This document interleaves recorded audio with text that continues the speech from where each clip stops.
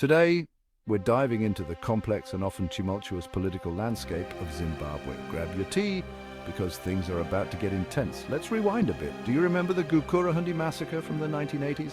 A dark and painful chapter where the army targeted and killed thousands of Ndebele-speaking people.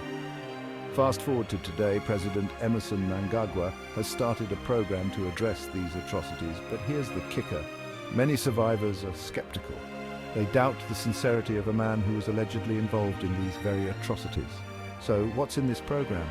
It includes exhumations, issuing death and birth certificates, and community discussions. But many believe that true healing can only start when the government genuinely acknowledges its role and offers proper compensation. The Ndebele community, feeling marginalized, seeks real reconciliation and justice, moving on to the broken promises of reform. Hopes were high after the 2017 transition and elections in 2018 and 2023. But guess what? Mnangagwa's administration has failed to deliver. Media freedom, voter registration, security sector reform, still major issues. The 2023 elections were criticized by international organizations for not meeting democratic standards.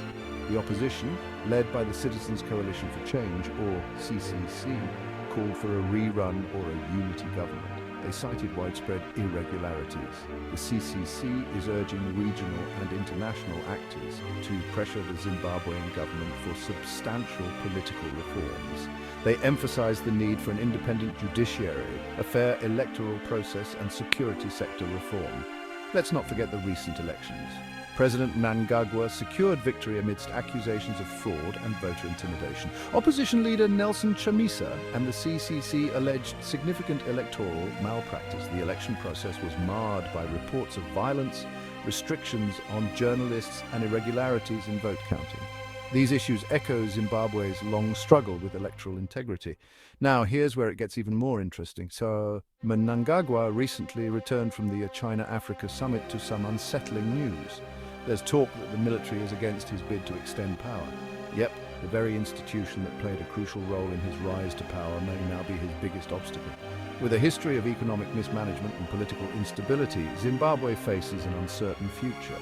The disputed election results and the government's reluctance to address corruption and lack of transparency further erode public trust. So, what's next for Zimbabwe? Will Mnangagwa manage to navigate these turbulent waters and extend his grip on power? Or will the military and opposition forces rally enough support to bring about substantial change? Only time will tell. But one thing's for sure, Zimbabwe's political landscape is anything but predictable. Stay tuned for more updates and deep dives into the world's most pressing political issues. Remember to like, subscribe, and hit that notification bell. Until next time, stay informed.